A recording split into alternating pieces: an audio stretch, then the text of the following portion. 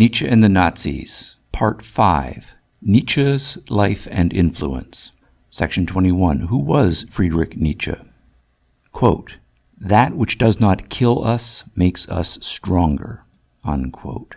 Quote, "Live dangerously." Unquote.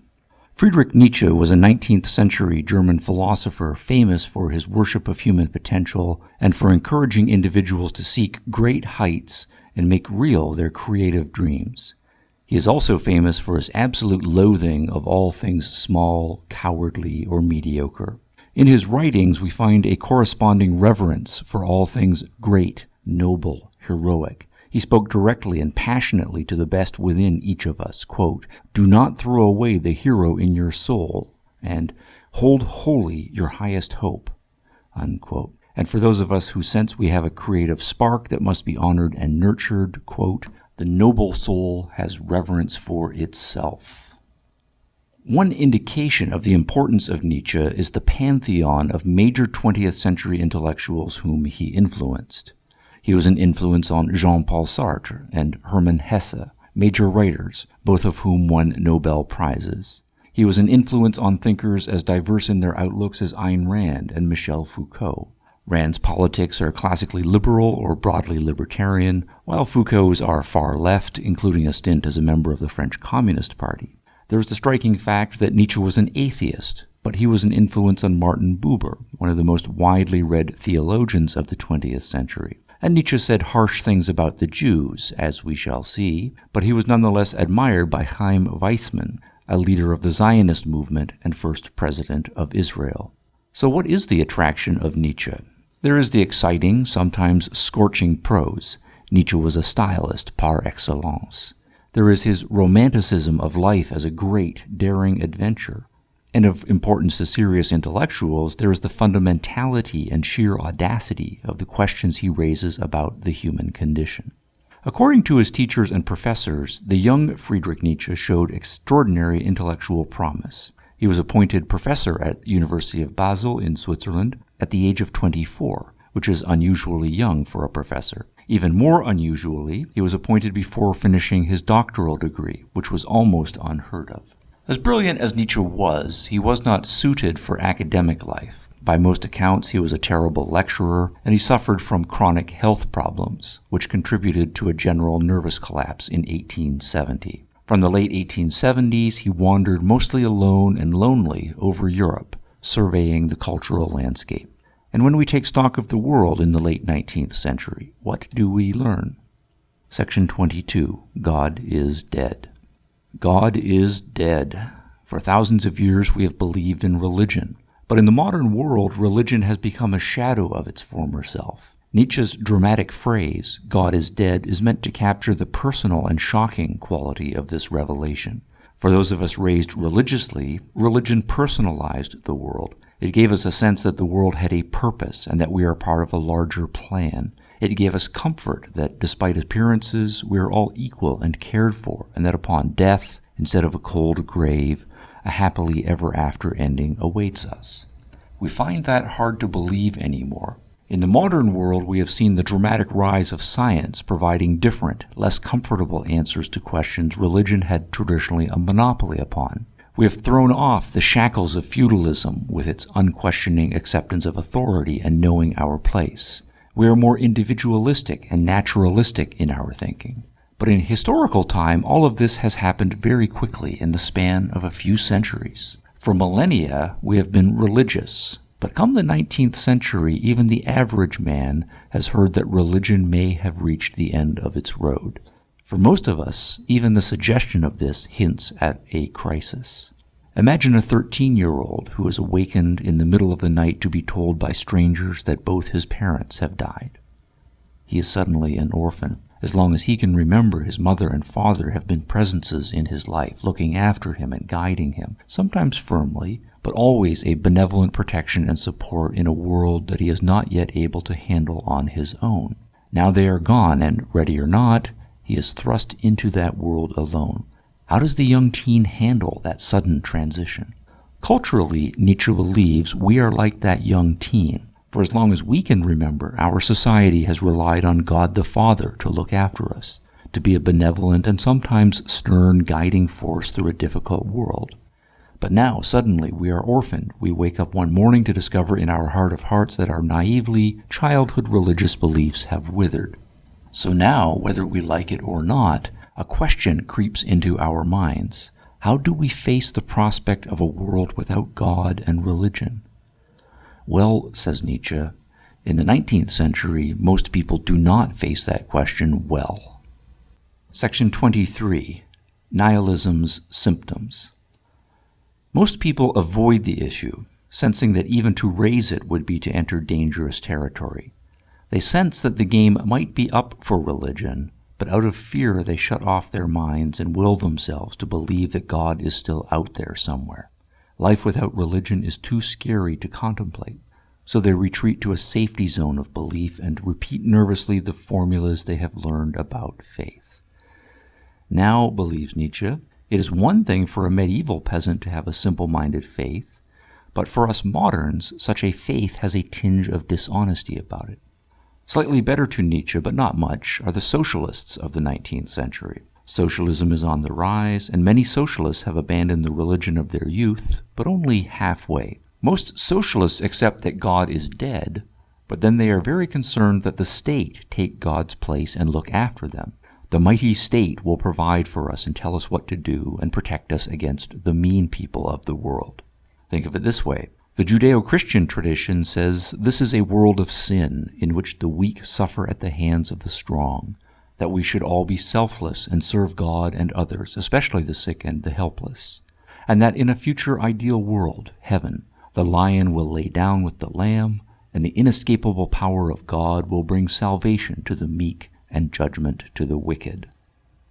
The Marxist-socialist tradition says this is a world of evil exploitation in which the strong take advantage of the weak. But we should all be selfless and sacrifice for the good of others, especially the needy, quote, from each according to his ability, to each according to his need, unquote. And that the forces of history will necessarily bring about a future ideal world, ending all harsh competition, empowering the oppressed, and eliminating the evil exploiters. Both religion and socialism thus glorify weakness and need. Both recoil from the world as it is, tough, unequal, harsh. Both flee to an imaginary future realm where they can feel safe. Both say to you, be a nice boy. Be a good little girl. Share. Feel sorry for the little people. And both desperately seek someone to look after them, whether it be God or the state. So where, asks Nietzsche, are the men of courage? Who is willing to stare into the abyss? Who can stand alone on the icy mountaintop? Who can look a tiger in the eye without flinching? Such men exist. Every generation produces its occasional magnificent men. These are sparkling, vital individuals who accept easily that life is tough, unequal, unfair, and who welcome asserting their strength to meet the challenge. Those who have unbending wills against anything the world can throw at them. But such magnificent human beings are few and far between in the 19th century, and Nietzsche wonders why. And he looks back on past cultures where the magnificent men dominated, strength was prized, and equality was a fact of life. Assertiveness and conquest were a source of pride. He names the Japanese feudal nobility as an example, with their samurai code of honor, and the Indian Brahmins who rose and imposed their caste system, the Vikings who raided ruthlessly up and down the European coast, the expansionist Arabs, and of course the awesome Roman Empire. What explains this stark contrast? Why do some cultures rise to greatness and unabashedly impose their will upon the world, while other cultures seem apologetic and urge upon us a bland conformity? Section 24. Masters and Slaves. Part of the answer, says Nietzsche, is biological. All of organic nature is divided into two broad species types. Those animals that are naturally herd animals, and those that are naturally loners, those that are prey, and those that are predators. Some animals are by nature sheep, field mice, or cows, and some animals by nature are wolves, hawks, or lions. Psychologically and physically, this divide also runs right through the human species. Some people are born fearful and inclined to join a herd, and some are born fearless and inclined to seek lonely heights. Some of us are born sedentary and sluggish, and some of us are born crackling with purpose and craving adventure. Some of us, to use Nietzsche's language, are born to be slaves, and some are born to be masters. And which type you are, there's little you can do about it. There is a brute biological fact here. Each of us is the product of a long line of evolution, and our traits are evolutionarily bred into us. Just as a sheep cannot help but be sheepish, and a hawk cannot help but be hawkish, each of us inherits from our parents and from their parents before them a long line of inbuilt traits. Quote, "It cannot be erased from a man's soul what his ancestors have preferably and most constantly done." The master types live by strength, creativity, independence, assertiveness, and related traits. They respect power, courage, boldness, risk-taking, even recklessness. It is natural for them to follow their own path no matter what, to rebel against social pressure and conformity. The slave types live in conformity. They tend to passivity, dependence, meekness. It is natural for them to stick together for a sense of security, just as herd animals do. Now, says Nietzsche, let's talk about morality, about good and bad, right and wrong. For a long time, we have been taught that morality is a matter of religious commandments set in stone thousands of years ago. Not so, says Nietzsche. What we take to be moral depends on our biological nature, and different biological natures dictate different moral codes. Think of it this way. If you are a sheep, then what will seem good to you as a sheep? Being able to graze peacefully, sticking close together with others just like you, being part of the herd and not straying off. What will seem bad to you? Well, wolves will seem bad, and anything wolf-like, predatory, aggressive. But what if you are a wolf? Then strength, viciousness, and contempt for the sheep will come naturally to you and seem good. There's nothing the wolves and the sheep can agree upon morally. Their natures are different, as are their needs and goals, as is what feels good to them. Of course, it would be good for the sheep if they could convince the wolves to be more sheep-like, but what self-respecting wolf would fall for that? Quote, "That lambs dislike great birds of prey does not seem strange. Only it gives no grounds for reproaching these birds of prey for bearing off little lambs. And if the lambs say among themselves, 'These birds of prey are evil,' and whoever is least like a bird of prey, but rather its opposite, a lamb, would he not be good? There is no reason to find fault with this institution of an ideal, except perhaps that the birds of prey might view it a little ironically and say, 'We don't dislike them at all, these good little lambs. We even love them. Nothing is more tasty than a tender lamb.'" Unquote. The same point holds for humans. The divide between strong and weak, assertive and timid runs right through the human species. The key question to ask about morality is not, is such and such a value universally and intrinsically good? Rather, the question is, what kind of person finds this value to be valuable? In Nietzsche's words, one's moral code is a, quote, "decisive witness to who he is, to the, quote, innermost drives of his nature," unquote. Moral judgments, Nietzsche says, are, quote, "symptoms and sign languages which betray the process of physiological prosperity or failure," unquote. So, one's moral code is a function of one's psychological makeup, and one's psychological makeup is a function of one's biological makeup. The biological language and examples of those quotations show that biology is crucial to Nietzsche's views on morality. Nietzsche was a precocious 15 years old when Charles Darwin's book On the Origin of Species was published in 1859. Evolutionary ideas had been in the air for a long time before Darwin, and much of the intellectual world was moving away from thinking of reality in terms of timeless, unchanging absolutes to viewing it in terms of process and change. All of this applies to morality too.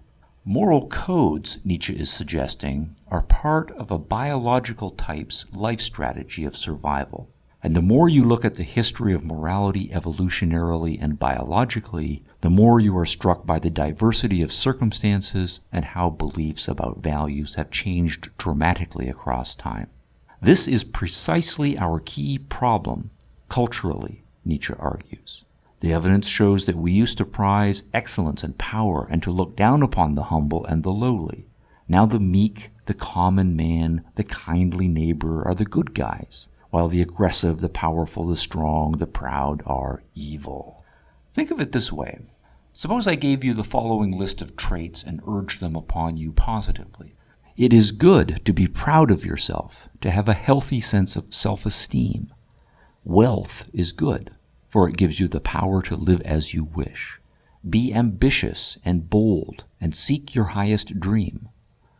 Don't take any nonsense from other people. Make it clear that you will take vengeance and exact justice against those who mess with you. Seek to improve your life and only devote yourself to things that will profit you. Don't waste your time or resources.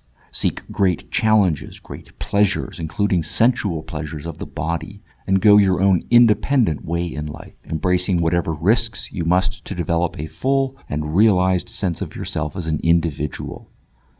And when you accomplish something great, admire yourself for what you have done and indulge yourself in the rewards that greatness deserves. Pride, self-esteem, wealth, ambition, boldness, vengeance, justice, profit, challenge, pleasure, sensuality, independence, risk, individualism, admiration of self, indulgence. Now consider the elements of that list together as a package. Does that list resonate with you?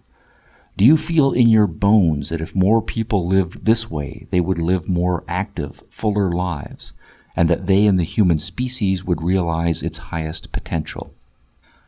Now consider a different list of traits, and let me urge them upon you positively too. One should be humble, for pride goeth before the fall. The meek shall inherit the earth, and blessed are the poor. As for wealth and the rich, it shall be easier for a camel to pass through the eye of a needle than for a rich man to get into heaven. Instead of seeking profit, one should sacrifice and give to charity. Be patient and forgiving. Turn the other cheek. Be aware of one's weaknesses and sins, and be ashamed and self-deprecating as a result. Practice self-restraint, particularly with respect to your lower, impure, and often disgusting physical desires. Play it safe. Think of other people's needs, and don't rock the boat. And realize that we're all dependent upon each other.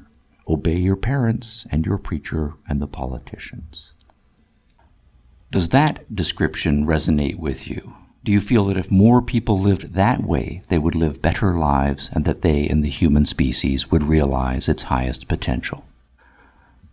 A table, master traits contrasted to slave traits. Masters, proud, self-esteem, slaves, humility, pride goeth before the fall. Master, bold, slaves, the meek shall inherit the earth. Masters, rich, slaves, blessed are the poor. Masters, wealth, slaves, it shall be easier for a camel to pass through the eye of the needle. Masters, profit, slaves, sacrifice, charity.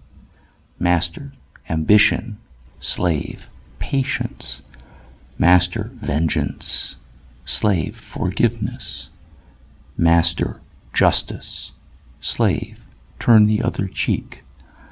Master, sense of self-worth. Slave, weakness, sinfulness. Master, admiration of self.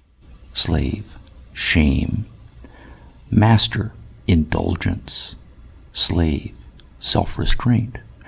Master, sensuality. Slave, disgust at the physical. Master, challenge. Slave, safety. Master, individualism. Slave, don't rock the boat. Master, independence, slave dependence, master autonomy, slave obedience. Nietzsche is crystal clear about the slave set of concepts. That list is dangerous to human potential. It reeks of weakness, even sickness and unhealthiness. It undermines the human potential for greatness, and it is tragically the dominant morality of our time. In our time, the traits that ennoble man are condemned, and all the traits that weaken man are praised. Morality, as Nietzsche puts it paradoxically, has become a bad thing. Morality has become immoral. Quote, precisely morality would be to blame if the highest power and splendor actually possible to the type man was never in fact attained. So that precisely morality was the danger of dangers. Accordingly, Nietzsche concludes, quote, we need a critique of moral values. The value of these values themselves must first be called in question. And for that, there is needed a knowledge of the conditions and circumstances in which they grew, under which they evolved and changed. Unquote. Section 25. The origin of slave morality. Our problem is this. Somehow the morality of the weak has become dominant, and the morality of the strong has declined. How is this rather paradoxical state of affairs to be explained? Part of the story is a matter of our individual biological and psychological makeups. For each of us individually, one or the other of the two moralities resonates more with us as individuals. But part of the story is cultural, because sometimes the master morality dominates a culture, and sometimes the slave morality dominates. And here there is a history lesson. Part of the historical story is that the modern world has embraced democracy, and democracy means giving power to the majority. And a majority of people are, shall we say, conformist in their tastes, concerned with what their neighbors think about them, looking forward to retirement when they won't have to do anything, content to sit passively in their little homes gossiping and griping about their bosses and mothers-in-law. Democracy gives that sort of person power. So we should expect that democratic laws and policies will reflect the tastes and interests of that sort of person. Democracies tailor their policies to the majority, not to the exceptional few who are radicals, trailblazers, and uncompromising risk-takers. But according to Nietzsche, the modern movement to democracy is itself an effect of deeper historical causes. If we reflect again on the elements that were on the right side of the list, pride goeth before the fall, blessed are the meek, turn the other cheek, clearly all of them come out of the Western religious traditions. Nietzsche is forthrightly blaming the Judeo-Christian moral tradition for the rise of the slave morality. For Nietzsche, there are no essential differences between Judaism and Christianity. Jesus was a Jew who wanted to reform Judaism, and the ensuing split between Judaism and Christianity is a matter of two variations on the same theme. Both Judaism and Christianity share the same roots and the same general approach to morality. Nietzsche traces the origin of that morality back to a decisive set of events early in Jewish history, before the time of Moses. That event was the enslavement of the Jews in Egypt. If we recall our biblical history, the Jews for a long time were slave people under powerful Egyptian masters. Yet we know that the Jews found a way to survive their enslavement under the Egyptians, and while their Egyptian masters have long since perished, the Jews have survived, spread across the globe, and they have kept their religion and culture alive despite often horrible adversity. How did the Jews do it? Here Nietzsche says the Jews asked themselves some very realistic, practical questions about morality. If it is good to survive, then what policies and actions will keep you alive? And if you happen to be a slave, how does one survive as a slave? And by contrast, what policies and actions will likely cause you to be killed? If you are a slave and you have children whom you desperately want to survive and grow up, what will you teach your slave children to increase their chances of doing so? Here Nietzsche is saying that what is good and bad, what is moral and immoral, is not a matter of supernatural theological commandments that hold for all circumstances timelessly. What is good and bad is a matter of real-life, practical circumstances, and different circumstances call for different moral strategies. So, if your real-life circumstance is that you are a slave, what strategy will be moral? That is, what strategy will actually help you to survive? Clearly, if you are going to survive as a slave, then you must obey the master. This does not come naturally. All living things, says Nietzsche, have an instinct to express themselves, to assert their power. So, you have to stifle your natural instinct. Or suppose the master strikes you because you did something wrong. The desire for revenge comes naturally, but you have to stifle it. You train yourself to restrain your natural impulses and to internalize a humble, patient, obedient self. The slaves who don't do this end up dead. Slaves who are proud, impatient, and disobedient do not last long. So slave virtues of obedience and humility have survival value, and those are the traits you will drill into your children if you want them to survive. Slave virtues thus become cultural values across generations. Thus, Nietzsche argues, during this decisive event in early Jewish history, the slave values became the internalized cultural values of the Jews. Notice that Nietzsche is saying that obedience, humility, forgiveness, and patience are moral not because some supernatural being commanded them to be so. Fundamentally, morality has nothing to do with religion. The goodness of those traits is based on down-to-earth, nitty-gritty, practical, how do you survive in a tough world of power struggles considerations. If you are a slave in such a world, then slave morality is a tool of survival. Now, of course, time passes, and many people forget where their culture's moral code came from, or they are passive and don't think much about it at all and simply accept the prevailing norms.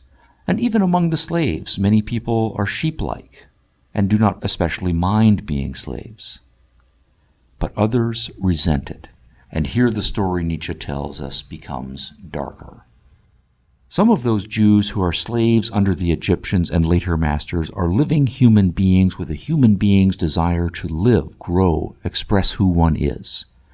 But they cannot express it. To live as a slave is to be frustrated constantly, and the more one is energetic and alive, the greater one's frustration. Such slaves will naturally start to resent the master strongly. And they will also start to hate themselves for having to do what the master says.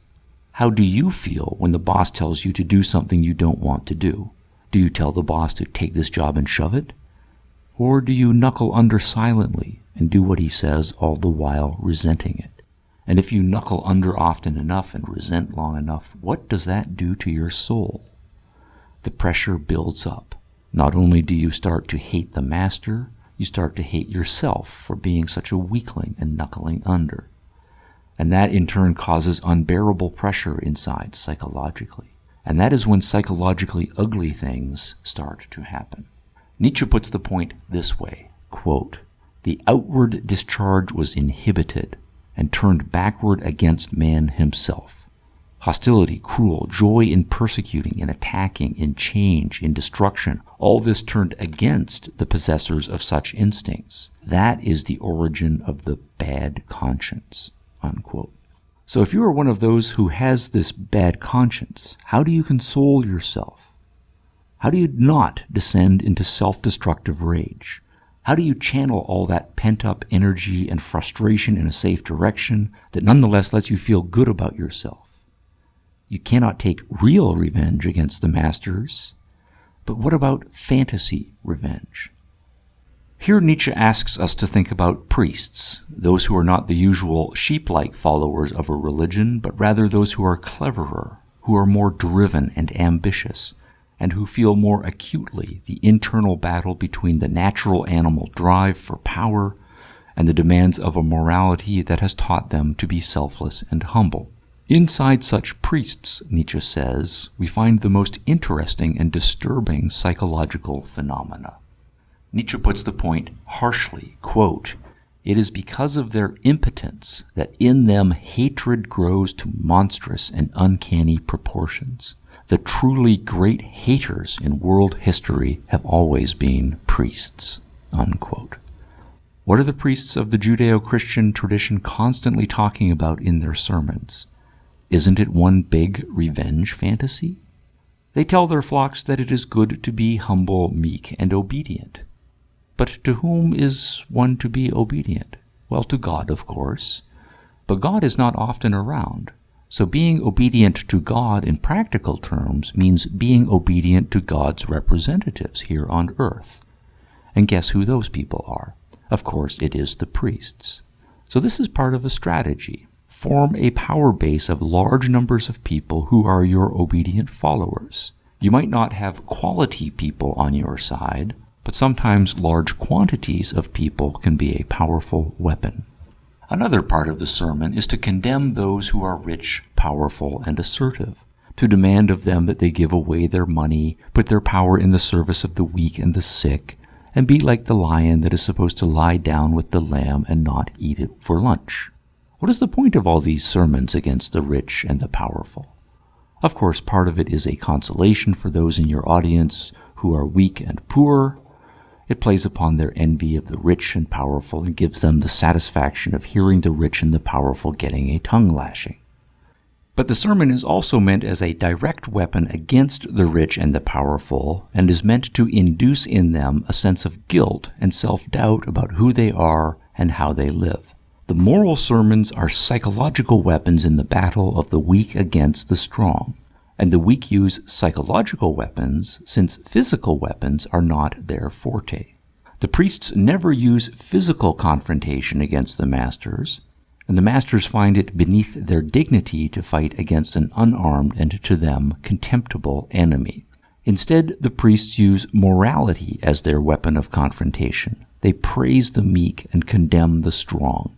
Judeo-Christian ethics, Nietzsche says, quote, has waged deadly war against this higher type of man. It has placed all the basic instincts of his type under ban, unquote. The Judeo-Christian moral code, Nietzsche concludes, becomes part of their revenge strategy. Its point is to enable the weaker to survive in a harsh world in which they are often on the receiving end of the big stick, but also to undermine the master type's confidence in themselves and eventually to subdue and bring down the masters so as to exact a spiritual revenge. As evidence of this, Nietzsche reminds us of standard Judeo-Christian rhetoric about how, despite current appearances, the weak, the sick, and the poor will triumph in the end. Their kingdom shall come someday, and God will visit his wrath upon the rich and the powerful. In a perfect catch, Nietzsche quotes St. Thomas Aquinas, the patron saint of Catholic theology and the most influential philosopher of Christianity for the last millennium. Quote, "In order that the bliss of the saints may be more delightful for them, and that they may render more copious thanks to God for it, it is given to them to see perfectly the punishment of the damned." Unquote. So boiling all of this down to two essential points, Nietzsche believes that the slave morality of the Judeo-Christian tradition is a twofold strategy. 1. It is a survival code that enables the weak to band together for survival. And 2. It is a revenge and a power play in their battle against the strong. And in Nietzsche's judgment, there is no serious question about who is winning the age-old battle. An early Christian church father named Tertullian once asked rhetorically, quote, "What has Athens to do with Jerusalem?" Unquote. In early church history, the Christians such as Tertullian were regularly argued with and mocked by philosophers of the pagan schools of classical Greek philosophy. The point of Tertullian's reply, "What has Athens to do with Jerusalem?" was that the traditions that came out of Athens and the traditions that came out of Jerusalem are opposed and have nothing to do with one another. It is an age-old battle for the dominance over the soul of the Western world. Nietzsche agrees, but he phrases the point differently. Jerusalem is the home of the major Western religious traditions, and all of them stem from Judaism. But instead of Athens, Nietzsche points to classical Rome as the greatest height the pagan traditions achieved. In Rome, the philosophy and art of the Greeks was combined with the political and military genius of the Romans to create the greatest empire the world had ever seen. So in Nietzsche's reading of history, the great battle for the soul of the Western world is Rome versus Judea. And as evidence of whether Rome or Judea is winning, he invites us to consider to whom one kneels down before in Rome today. The Judeo-Christians have taken over Rome, and, to use Nietzsche's words, quote, everything is visibly becoming Judaized, Christianized, mobized, unquote. The chief slave has for a long time established his camp and planted his flag in the center of what was the greatest master empire the world had ever seen. All of this is a great moral crisis, and it is a crisis because the future development of mankind is at stake. What kind of species do we want to be? In what way do we want to develop? The moral code we choose will set our course. What most people consider to be the only morality possible, Judeo-Christian morality, Nietzsche sees as a threat to human development because it damns all those traits of assertiveness and egoism and independence and risk-taking that make human greatness and development possible. And that same morality praises smallness and meekness and falling on your knees in shame, all traits that undermine human greatness. Quote, nothing stands more malignantly in the way of mankind's rise and evolution than what in Europe today is simply called morality, unquote. And more bluntly, quote, let me declare expressly that in the days when mankind was not yet ashamed of its cruelty, life on earth was more cheerful than it is now, unquote. So the current dominance of the Judeo-Christian morality is an unhealthy development that must be overcome. The fate of the human species depends on it. We must go beyond good and evil. Section 26. The Overman. Nietzsche once said that he philosophized with a hammer. By that he did not mean anything crude like a sledgehammer that smashes things. He had in mind a delicate hammer, like the one a piano tuner uses to strike keys on a finely built musical instrument, to see which notes ring clear and which are discordant or muddy. In writing his philosophy, Nietzsche intended for his words to be like that delicate hammer on your soul. When you read them, how does your soul respond? Does it vibrate clearly, or does it wobble uncertainly? When you hear that God is dead, do those words cause you to shrink inside and fill with a squishy panic? Or do they strike a clear, pure, liberating note that heralds the beginnings of the tremendous symphony that you can become? God is dead, so we must become gods and create our own values. Yet most people are afraid of legislating for themselves. They know there is inequality and risk out there in the big bad world, so they want to let some higher power shoulder the responsibility. But, Nietzsche says, for some precious few among us, the realization that God is dead galvanizes every fiber of their being. They respond by feeling both passionately and solemnly, I will become the author. I will create. I will embrace the responsibility joyously. I will move beyond good and evil and create a new, magnificent set of values. Such an individual will raise mankind to a higher level of existence. He will be the Übermensch, the Superman or Overman. The entire history of mankind, Nietzsche believes, will have prepared the Übermensch for his great creative adventure. In himself, he will embody the best of the past. The physical vitality and exuberance of the past master types will flow through his veins. But Nietzsche also credits the Judeo-Christian tradition for its internalized spiritual development. By turning all of its energy inward and stressing ruthless self-discipline and self-denial, that tradition has been a vehicle for the development of a stronger, more capable type of spirit. The new masters will thus combine the physical vitality of the aristocratic masters with the spiritual ruthlessness of the slave priests of Christianity. As Nietzsche put it in one memorable phrase, the new masters will be, quote, Caesars with the soul of Christ, unquote. We cannot say ahead of time what new values the masters will create. Not being Übermenschen ourselves, we do not have the power to decide for them or even predict. But Nietzsche does indicate strongly what broad direction the new masters will take. First, the overman will find his deepest instinct and let it be a tyrant. The creative source of the future lies in instinct, passion, and will. To put the point negatively, the overman will not rely much on reason. Reason, of course, is the favorite method of modern scientific man, but Nietzsche holds that reason is an artificial tool of weaklings, those who need to feel safe and secure, build fantasy orderly structures for themselves. Instead, instincts are the deepest parts of your nature, and to the extent that you feel a powerful instinct welling up within you, you should nurture it and let it dominate. For from that spring flows true creativity and true exaltation. Quote, one thing is needful, to give style to one's character, a great and rare art. In the end, when the work is finished, it becomes evident how the constraint of a single taste governed and formed everything large and small. Whether this taste was good or bad is less important than one might suppose, if only it was a single taste, unquote.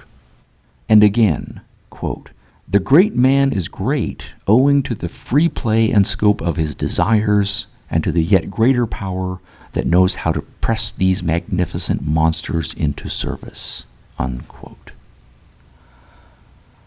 Second, another hint Nietzsche gives us is that the overman will face conflict and exploitation calmly as a fact of life, and he will enter the fray eagerly. In the face of conflict, many people are squeamish and given to wishing that life could be kinder and gentler. For such people, Nietzsche has nothing but contempt. Quote, people now rave everywhere, even under the guise of science, about coming conditions of society in which the exploiting character is to be absent. That sounds to my ear as if they promised to invent a mode of life which should refrain from all organic functions, unquote. Conflict and exploitation are built into life, and the overman himself will not only accept that as natural, but will himself be a master of conflict and exploitation. As Nietzsche puts it, quote, we think that everything terrible, evil, tyrannical in man, everything in him that is kin to beasts of prey and serpents, serves the enhancement of the species man as much as its opposite does, unquote. And further, quote, a higher and more fundamental value for life might have to be ascribed to deception, selfishness, and lust, unquote. Third, another suggestion Nietzsche gives us is this. The overman will naturally accept the fact of great inequalities among men and the fact of his own superiority. The overman will have no qualms about his superior abilities and his superior worth to all others. About the superior men, Nietzsche forthrightly proclaims, quote, their right to exist, the privilege of the full-toned bell over the false and cracked, is 1,000 times greater. They alone are our warranty for the future. They alone are liable for the future of man. So those who are strong should revel in their superiority and ruthlessly impose their wills, hierarchically, upon everyone else, just as the masters did in past aristocratic societies. Quote, every enhancement of the type man has so far been the work of an aristocratic society, and it will be so again and again. A society that believes in the long order of rank and differences in value between man and man, and that needs slavery in some sense or other, unquote. Fourth, and as the last quotation suggests, Nietzsche indicates approvingly that the overman will have no problem with using and exploiting others ruthlessly to achieve his ends. Quote, mankind in the mass sacrificed to the prosperity of a single stronger species of man, that would be an advance, unquote. Nietzsche gives a name to his anticipated overman. He calls him Zarathustra, and he names his greatest literary and philosophical work in his honor. Zarathustra will be the creative tyrant. Having mastered himself and others, he will exuberantly and energetically command and realize a magnificent new reality. Zarathustra will lead mankind beyond themselves and into an open-ended future. Nietzsche longs for Zarathustra's coming. Quote, "But someday, in a stronger age than this decaying, self-doubting present, he must yet come to us, the redeeming man of great love and contempt, this man of the future who will redeem us, not only from the hitherto reigning ideal, but also from that which was bound to grow out of it, the great nausea, the will to nothingness, nihilism. This Antichrist and anti-nihilist, this victor over God and nothing, he must come one day." Unquote. And on that prophetic note, Friedrich Nietzsche stops and leaves the future in our hands.